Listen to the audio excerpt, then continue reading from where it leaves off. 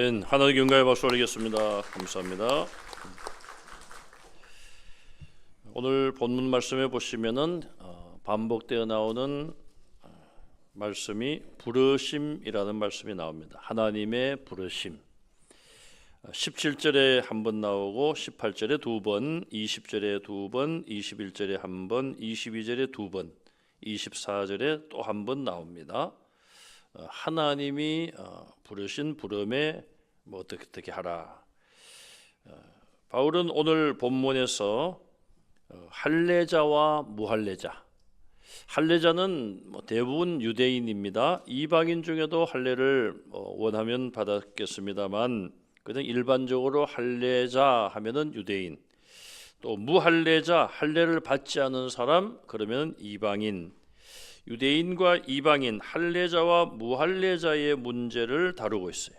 또 이어서 자유인과 종의 또 주제를 신분의 어떤 사회적인 신분 문제를 다루고 있습니다. 자, 앞에서는 가정의 문제, 결혼이나 이혼의 문제를 다루다가 왜 갑자기 할례자와 무할례자, 자유자와 종의 주제로 바꿨을까요? 물론 그런 일들이 그 당시에 실제적인 고린도 교회 안에 문제였기 때문에 그랬을 것입니다. 그런데 앞에서 남편과 아내가 하나님을 안 믿고 예수님을 믿지 않고 살다가 전도를 받고 한쪽이 예수님을 믿게 되었습니다. 그러면은 안 믿는 한쪽이 계속 살기를 원하면 그냥 살라는 것입니다. 헤어지지 말고 왜 당신 예수 안 믿냐고, 그냥 당신 예수 안 믿기 때문에 그냥 갈라서겠다고. 안 믿는 배우자가 같이 살기를 원하면 그냥 그 상태대로 살라. 그 원리를 그대로 가져왔어요. 그대로 살라. 자, 할례자나 무할례자에게 그것을 그대로 적용을 합니다. 어떻게 적용을 합니까? 할례 받은 상태에서 성도가 되었다면 그냥 할례 받은 그대로 신앙생활을 하면 되는 거예요. 구태여 이 할례가 어떤 영적으로 필요 없다. 자, 그런데 할례를 받은 사람이 할례를 무할례자가 될 수가 있겠습니까? 그거는 불가능한 이야기죠. 그냥 할례 받은 그런 상황 속에 살라는 겁니다. 또 할례 받았다는 의미 속에는 유대인의 어떤 종교적인 그런 어떤 울타리를 크게 벗어날 필요가 없다는 거예요. 그렇다고 해서 유대교의 모든 걸 지키라 그런 의미는 아닙니다. 반대로 할례를 안 받은 사람이 예수를 믿게 됐습니다. 지금 이거는 약 1900여 년 전으로 돌아간 이야기입니다. 사도 바울이 고린도 교회에 편지를 썼으니까요. 그 당시 상황이에요. 그 당시에 할례 받지 않은 자들이 예수님을 믿게 됩니다. 그래서 신앙생활 하는데 예수 믿는 사람 중에 할례 받은 유대인들도 있을 거 아닙니까?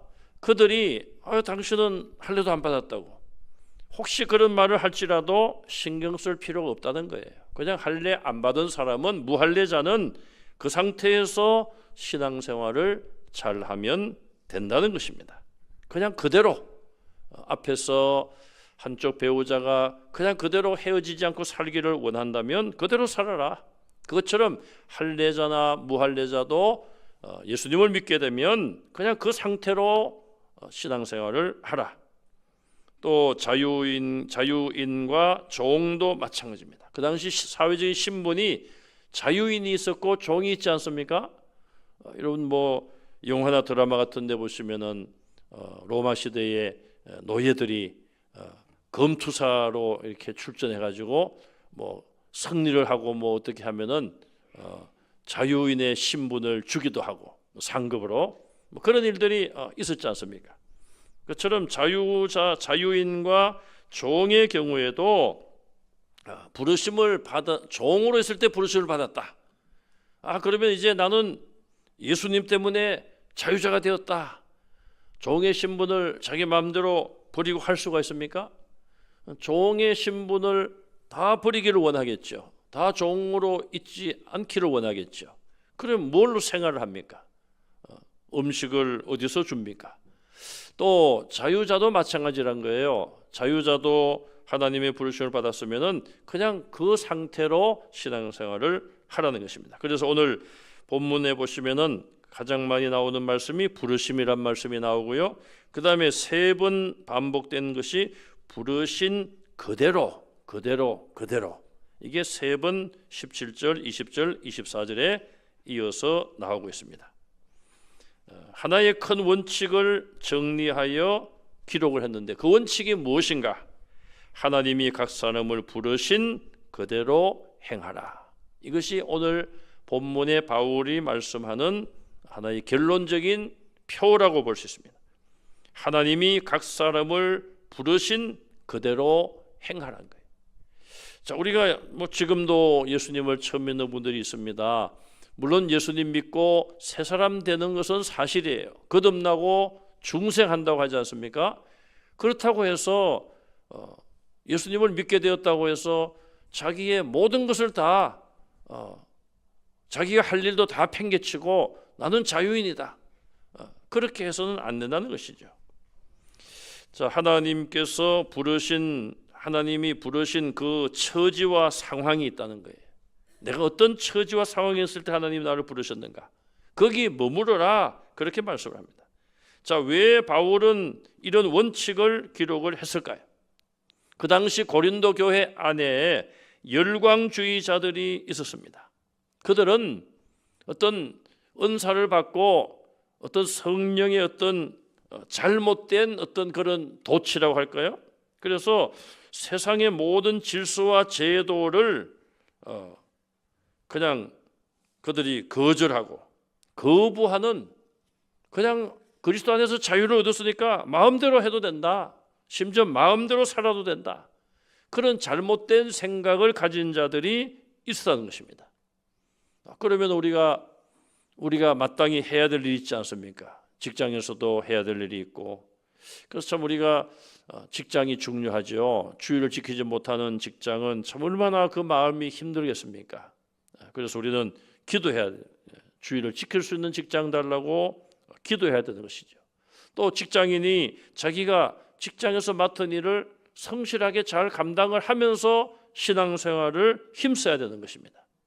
그것이 필요하다는 것을 우리가 알 수 있어요.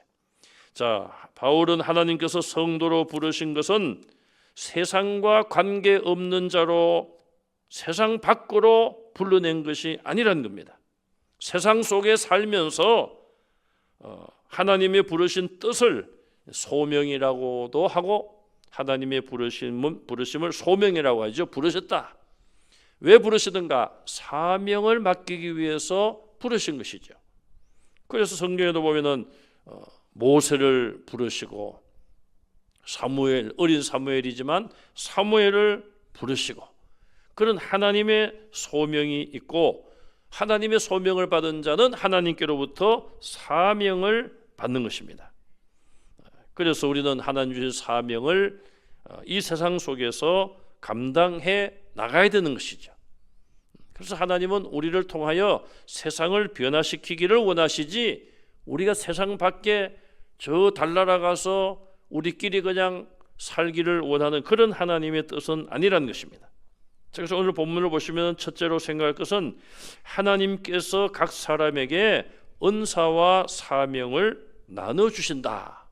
그것을 먼저 말씀하고 있습니다. 17절에 보시면은 주께서 각 사람에게 나눠주신 대로. 여기 주는 예수님을 의미할 수도 있습니다만, 자, 은사와 사명을 누가 나눠주시는가? 첫째는 성부 하나님께서 나눠주십니다. 로마서 12장 3절에 보시면 오직 하나님께서 각 사람에게 나눠주신 믿음의 분량대로 지혜롭게 생각하라. 하나님께서 우리에게 믿음의 분량을 나눠주신다. 그렇게 바울은 표현하고 있어요. 오늘 본문에서는 17절에 성자 하나님이신 예수님, 주님께서 각 사람에게 나눠주신 대로 은사도 나눠주시고 사명도 나눠주시는 것이죠.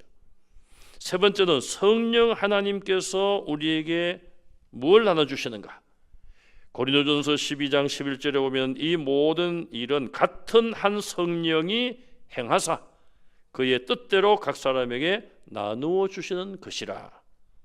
각종 은사, 특별히 9가지 은사에 대해서 기록을 하고 이어서 사도 바울은 말씀하기를 성령께서 그의 뜻대로 각 사람에게 은사를 나누어 주신다. 그렇게 말씀을 하고 있습니다. 왜 그럼 하나님께서 성도들에게 은사를 나누어 주십니까? 첫째는 우리를 믿음과 구원의 자리로 부르기 위해서입니다. 성령의 역사하심, 성령의 은사를 통하여 하나님이 계신 것을 확신하게 하고, 그래서 우리로 하여금 믿음의 자리, 구원의 자리로 들어가게 하시고, 두 번째는 은사 주신 이유는 무엇입니까? 우리로 하여금 그 은사를 가지고 사명을 감당하기 위해서요. 봉사를 하든지 주의 일에 힘쓰도록 은사를 우리에게 주시는 것입니다. 그러므로 하나님께서는 성도들에게 은사를 주심으로 성도들은 자기가 있는 자리에서 사회에서나 가정에서나 또 교회에서나 자기가 있는 자리에서 그 은사를 가지고 하나님 주신 사명을 잘 감당해야 된다는 것이죠. 고린도 교회뿐 아니라 모든 교회에게도 이것을 똑같이 적용한다. 17절 하반절에 바울은 그렇게 밝히고 있습니다. 그리고 그 당시에 고린도 교회 안에서도 문제가 된 중요한 2가지 예를 본문에서 들고 있습니다. 앞서 말씀드린 것처럼 첫째는 유대인과 이방인 혹은 할례자와 무할례자의 문제에 대해서 언급을 하고 있습니다. 이건 어떤 종교적인 대립관계예요. 18절과 19절에 나옵니다. 자, 이방 교회 안에는 2가지 신분이 존재하고 있었습니다. 고린도 교회 대부분의 사람들이 이방인들이지만 흩어진 유대인이 그 이방 교회에 있을 수가 있었죠. 물론 유대인은 소수고 이방인은 다수인 것이죠. 이방 나라니까. 자, 하나님의 구원은 우리가 아는 것처럼 할례를 받음으로 구원받는 것은 아닙니다. 또 신약적으로 우리가 말씀을 드리면은 세례 받는 것이 곧 구원이다. 그렇게 말하는 것은 잘못된 것입니다. 그럼 세례 안 받고 죽은 사람은 다 예수를 믿었는데 세례를 못 받고 죽은 사람은 다 구원받지 못하겠는가?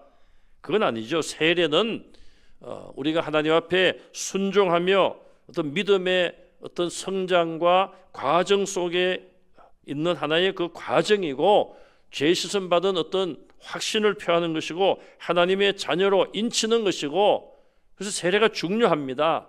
중요하지만은 세례 받은 자만 구원받는다, 그렇게 말해서는 안 된다는 것입니다. 구약에도 마찬가지예요. 하나님이 이스라엘 백성들에게 할례를 행하라 말씀했지만은 할례를 받았다고 해서 다 무조건 구원받는가? 그건 아니라는 것이죠. 아무리 할례를 받았다 하더라도 범죄하고 회개하지 아니하면 구원받을 수가 없는 것이죠. 구원은 하나님께 속했기 때문에 우리가 구약시대나 복음이 전해지지 않은 그런 지역의 구원에 대해서는 우리가 함부로 속단하기는 어렵습니다. 그러나 분명한 것은 구약시대 때 할례를 받았다고 구원받는 것은 아니에요. 만약에 할례 받아야지 구원받는다, 그러면 사도 바울이 오늘 본문에서 뭐라고 말했겠습니까? 무할례자가 예수를 믿게 되었느냐? 할례를 무조건 받아야 된다, 이렇게 이야기하지 않겠습니까? 그래서 할례를 받는다고 구원받는 것도 아니며 율법을 철저히 지켜서 구원받는 것도 아닌 것입니다. 그럼 어떻게 받습니까? 오직 예수 그리스도를 믿음으로 구원받는 것이죠. 그러므로 할례나 무할례나 신약 성경, 신약 시대에 와서는 아무런 의미가 없다. 바울은 그렇게 본문에서 말씀을 합니다. 다만 하나님의 부르신 예수 그리스도를 믿는 믿음의 자리로 부르신 그 부름에 그 있는 그대로 부르심을 따라서 주신 사명, 나를 왜 부르셨는가? 물론 구원을 위한 부름이시지만 사명을 위한 부르심을 우리가 깨달아야 되는 것이죠. 나만 구원받고 끝나는 것이 아니라 사명을 위한 부르심을 우리가 깨달아야 됩니다. 그 소명이라고도 하는데 그것은 우리 모두에게 이미 주신 명령이에요. 땅 끝까지 이르러 내 증인이 되라. 복음을 전파하라는 귀한 사명을 우리에게 다 주셨어요. 유대인들은 지금 사도 바울이 이 성경을 기록할 당시에도 유대인들은 할례 받은 것을 굉장한 자부심을 가지고 자랑을 하고 있었어요. 그런데 바울이 이렇게 할례나 무할례나 의미가 없다 이렇게 성경에 기록함으로써 그들에게는 상당히 충격이었음을 알 수가 있습니다. 그러나 하나님의 구원은 할례자나 무할례자나 유대인이나 이방인에게나 차별 없는 하나님의 구원이 임한다는 것을 믿으시기 바랍니다.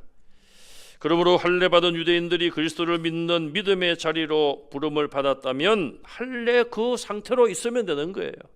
나는 이 할례를 그냥 받아놓고 이거 취소할 수도 없는 것이고 할례 안 받은 사람처럼 행동할 필요도 없는 것이라 이 말이에요. 또 무할례자는 앞서 말씀드린 것처럼 예수를 믿으면 되는데 구태여 할례를 받으려고 하지 말라는 것입니다. 무할례 상태에서 하나님께 부름을 받았다면 순종하고 믿음의 자리로 나아가며 주신 사명을 깨닫고 충성하면 되는 것입니다. 바울은 20절에서 17절 말씀을 다시 한번 반복하여 환기시키고 있습니다. 두 번째, 바울은 20절의 그 원칙을 사회적인 신분 상황에 적용을 합니다. 그것은 바로 자유자와 종에 대한 예를 들고 있습니다. 종이라는 신분에서 하나님의 부르심을 받았으면 그 처지에서 종의 상태로 계속 머물러 있으라는 것입니다. 자, 이 가르침의 신학적인 뒷받침이 22절에 나와 있죠. 바울은 종의 노예 제도, 종의 제도가 좋은 것은 물론 아니라는 것을 인식하고 있었을 것입니다. 그래서 21절 하반절에 내가 자유롭게 될 수 있거든 그것을 이용하라. 이걸 다르게 해석을 하면은 네가 자유롭게 될 수 있거든 그 기회를 이용하라 이렇게 번역을 할 수도 있습니다. 바울은 고대 그 시대에 노예 제도가 복음과 기독교 신앙에 어긋난다는 그런 비판적인 견해를 가지고 있었음에 분명합니다. 당시 로마 제국에서는 노예 제도가 당연히 합법적으로 있었죠. 만약에 누가 노예 해방을 공개적으로 부르짖는다면, 노예 해방 운동을 일으킨다면은 그 사람은 붙잡혀서 무서운 반역죄로 처벌을 받았습니다. 바울은 노예 해방을 공개적으로 부르짖지는 않았어요. 그러나 그가 기록한 성경 빌레몬서라든지 갈라디아서 이런 데 보면은 사실상 노예 제도는 잘못되었다는 것을 그가 지적하고 있습니다. 그래서 노예나 상전들이나 같은 하나님의 자녀로 서로에 대하여 형제로 규정을 하고 있습니다. 믿음 안에서 형제가 되는 것이죠. 그 당시에는 혁명적인 생각이 아닐 수 없습니다. 어떻게 자유자나 종이 형제라고 부를 수 있습니까? 신분 차이가 이렇게 있는데. 자, 이런 가르침은 기독교 복음이 전파되는 나라 안에서 여성 해방 운동과 노예 해방 운동을 일으키는 그런 계기가 되기도 했습니다. 하나님의 구원에는 할례자나 무할례자의 차별이 없는 것처럼, 유대인과 이방인의 차별이 없는 것처럼 자유자나 종에도 하나님의 부르심과 구원에는 역시 차별이 없습니다. 자유자나 종이나 이거는 사실 인간들이 만든 잘못된 계급 아닙니까? 왜 그런 게 생겼습니까? 권력을 가진 자, 그들의 후손은 일을 안 해도 권력을 잡고 잘 살 수 있었습니다. 그러나 권력을 잡지 못한 사람들은 열심히 일을 해도 겨우 양식만 먹고 남의 종으로 노예로 그런 생활을 했어요.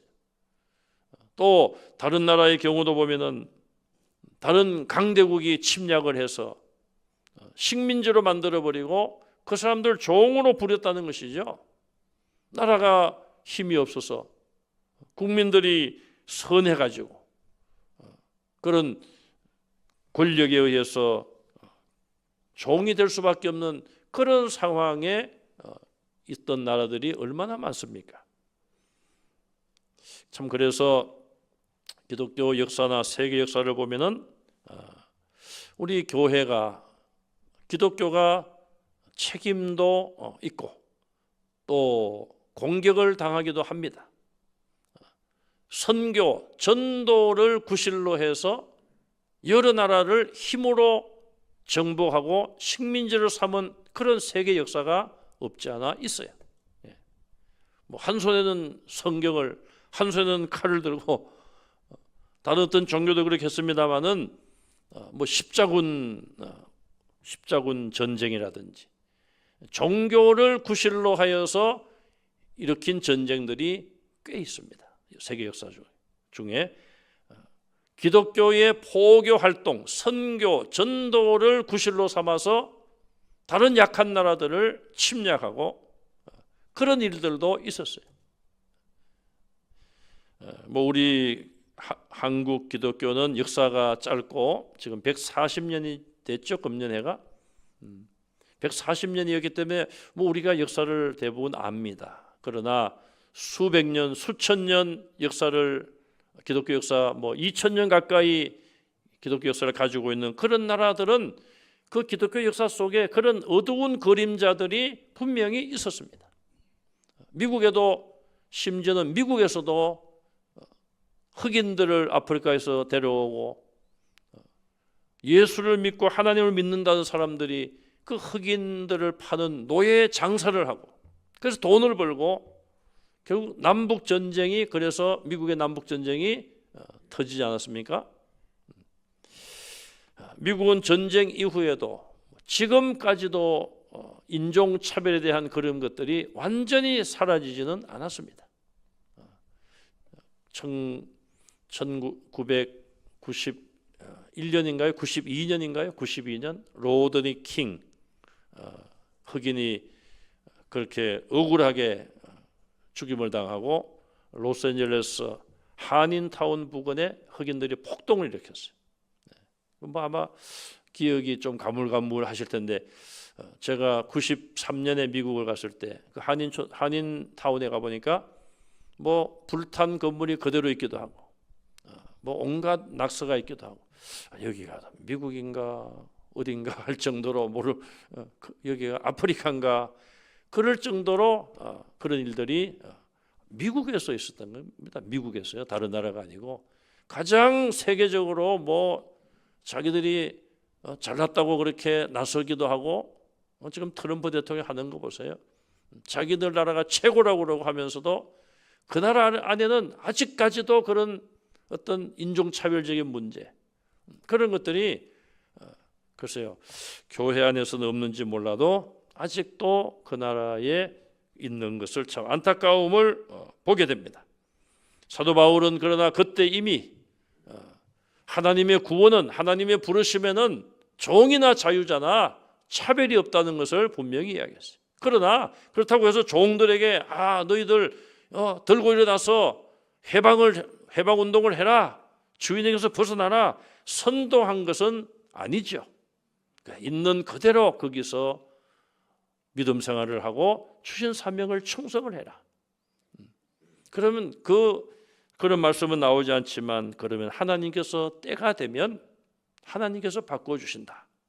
아마 그런 의미로 우리가 받아들일 수가 있을 것 같습니다. 사도 바울은 오늘 본문에서 하나님의 부르심 그대로 행할 것을 우리에게 권면하고 있습니다. 오늘날 현대 사회는 뭐 할래나 무할래 이것이 문제가 되지 않습니다. 자유자냐 종이냐 이게 문제가 되지 않습니다. 영적으로 우리가 이것을 적용을 해야 되는 것이죠. 그래서 오늘 본문의 가르침의 정신을 우리가 잘 깨닫고 적용해서 예수 그리스도의 십자가의 대속을 통하여 얻은 그 참 자유 아닙니까? 죄에서의 자유. 사망의 종노릇에서의 자유, 그 자유함을 우리가 누려야 되고 자유를 주신 예수 그리스도를 높여야 되고 또 우리를 부르신 목적이 우리의 구원뿐 아니라 하나님의 소명 안에는 하나님이 우리를 향하시는 사명이 있다는 것이죠. 그 사명이 무엇인가? 내가 있는 자리에서 그 자리를 뛰쳐나올 것이 아니라 하나님의 부르심 그대로 어떤 상황에서 부름을 받았든지 부르심 그대로 믿음의 자리로 더 나아가고 또 하나님이 주신 사명을 감당하는 일에 더 헌신하고 충성하는 하나님의 자녀들, 그리스도의 일꾼들이 다 되시기를 주님의 이름으로 축원합니다. 기도하겠습니다. 하나님 은혜를 감사합니다. 우리에게 복음으로 우리를 초청해 주시고 140년 전에 이 땅에 복음을 허락하심으로 우리의 선조들이 예수님을 믿고 또 우리까지 구원 얻게 하심을 감사합니다. 이제 우리가 하나님의 부르심을 받았사오니 믿음의 자리로 더 들어가게 하시고 순종의 자리, 헌신의 자리로 나아가게 하시며 또한 하나님이 우리에게 주신 사명이 무엇인지 하나님 원하시는 뜻을 깨닫고 하나님의 뜻대로 쓰임받는 하나님의 일꾼들 되게 하여 주시옵소서. 예수님 이름으로 간절히 기도하옵나이다. 아멘.